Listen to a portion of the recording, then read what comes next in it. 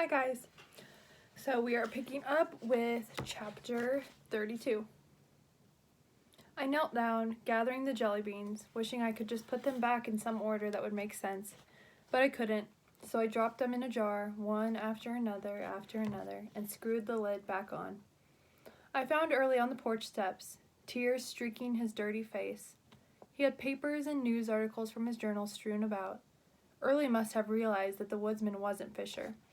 I opened my mouth to say what he'd already figured out, that his brother wasn't coming back, that he was gone, lost forever near a bridge in France. But instead, I kept quiet, because I didn't want it to be true. Besides, who was I to tell Early anything? He said we could build a boat, and we did. He said that Martin Johansen's death was an accident, and it was. He said there were timber rattlesnakes in Maine, and even with the swelling and redness gone from my arm, I knew that there were. Of course, he could be wrong about some things. He had thought I was Mrs. Johansen's son. He had thought there was no color in Kansas. He had thought he could trust me before the regatta. There were times when Early was wrong. But I, of all people, understood the need to believe that a loved one's alive and standing in front of you, loving you. Early was surrounded by his array of articles and notes, his arsenal of reasons why Fisher was still alive. He stared at a particular newspaper clipping, as if he were looking right through it. It was the picture of the bear hunter from Early's bulletin board at school, the bear hunter I now recognized as Archibald McScott when he still had two eyes. He was standing proudly by his prize, smiling a big smile, thinking he had killed the great Appalachian bear and won the bounty. Seeing the picture made me wonder. He must have been a good hunter, a good shot, I mean. How is it that he missed the real great Appalachian bear yesterday at point-blank range? He wasn't trying to hit her, said Early. That's crazy. I don't know that much about hunting bear, but I do know that if you go shooting at a bear like that, not trying to hit it, you're asking for whatever you get. Early just nodded. What? I said. You think McScott wanted that bear to kill him? Even as I said it, it made sense. McScott had lived a long time carrying the guilt and shame of what he'd done. Didn't you see it in his face? Early asked. He was asking that bear to put an end to his pain. I looked back at the picture from just a few months ago. I wonder how long it took for him to find out that he had killed the wrong bear back then, I said. Do you think he had to read it in the paper? I don't know, but Fisher knew it right away. What do you mean? What does Fisher have to do with it? Look at his eyes. He knows there's a big fuss being made over the wrong bear. I looked at the picture more closely. What are you talking about, Early? There's nobody in the picture except McScott, the bear, and that... My voice caught in my throat. Bearded lumberjack. I stared at the face, and strangely, I recognized it. Not as the face in the trophy case, but as the bearded face of the man who had helped Early during his seizure yesterday. You think this is Fisher? So you saw this picture and thought Fisher was in the woods, and that's why you set off on this wild goose chase? It is Fisher, said Early, clearly frustrated that he'd been telling me the same thing over and over and I still didn't seem to understand. I've shown you, he yelled. It says it right here. He grabbed a loose piece of notepaper, and here, and here, and here. He held a stack of crumpled articles and pages with notes clenched in his clenched fist. But you won't listen. Then he hunched his head down into a green jacket that he must have borrowed from Martin's closet, looking for all the world like a turtle in an oversized shell. I have no words left to argue with him, and they wouldn't have helped anyway. Fine, I said. You keep looking for your dead brother, but for now, we've got to bury Mrs. Johansen. I grabbed a shovel that was propped up against the porch and set off to finish digging Mrs. Johansen's grave, and then I'm done.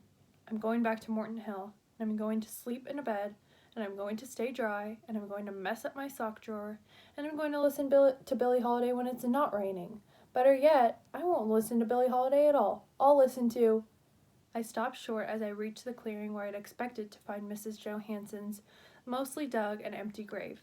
Instead, where there was supposed to be a hole in the ground, all the empty space had been filled with the dirt we'd set off to the side, and there was a cross made out of wooden planks positioned as a grave marker.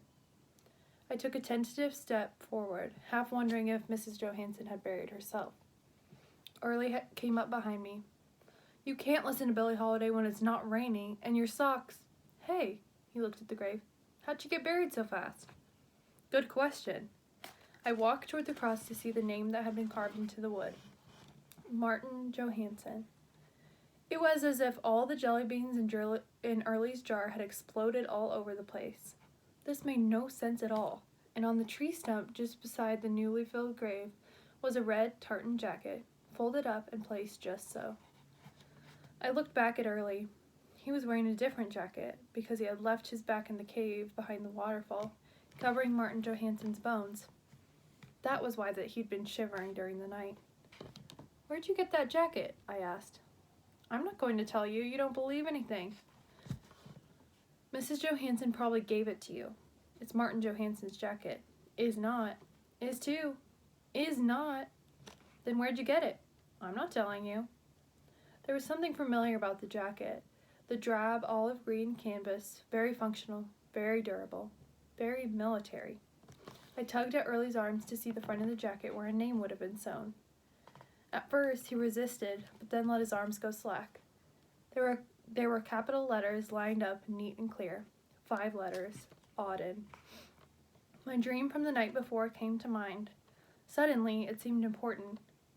Early and the bear had been talking. What did they say?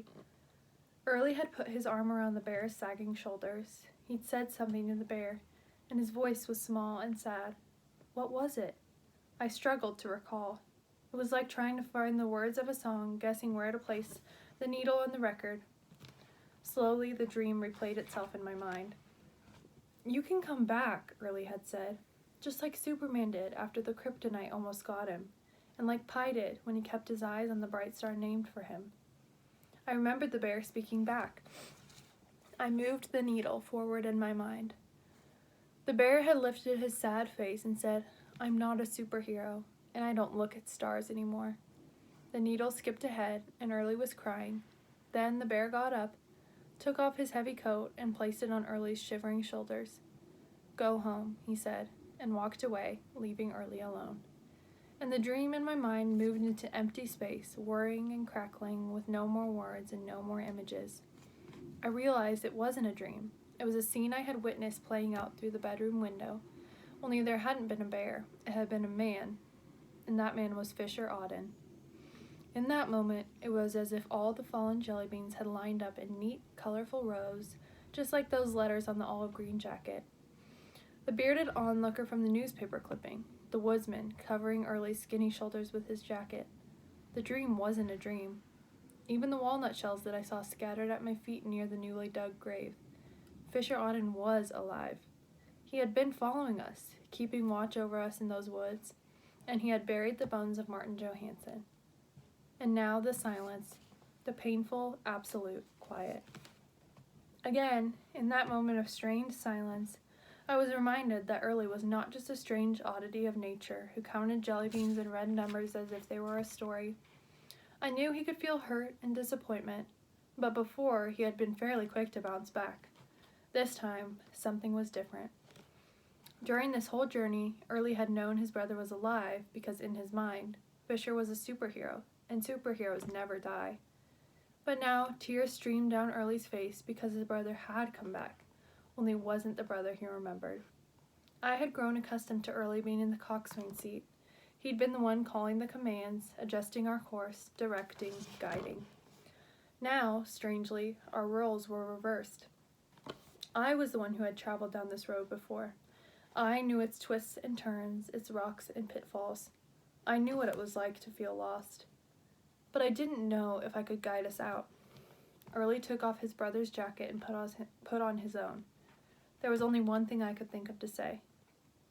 Tell me how you knew. You won't listen. Yes, I will. No, you won't.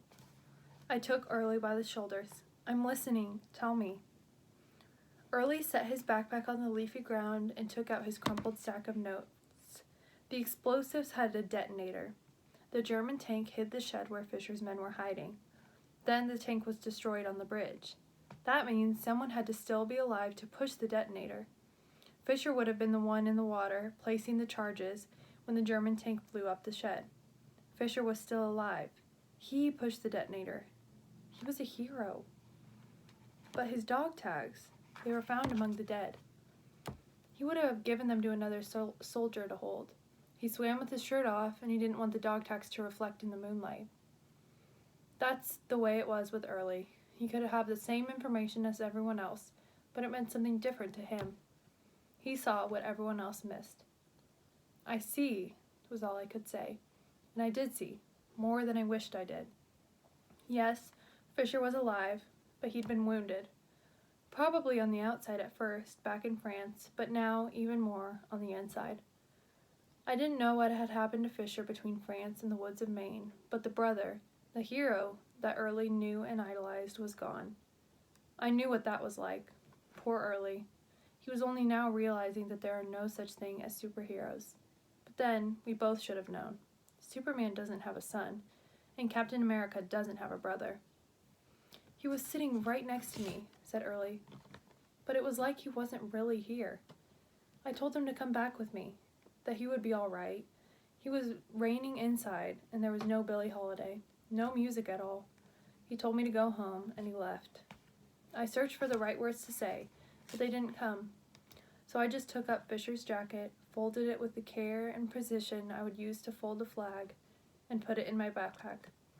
Early wiped his eyes and said, "Let's bury Mrs. Johansson and go home." For the second time that week, I put shovel to earth and began digging a grave. So we'll pick up next time with chapter 33. See you guys later.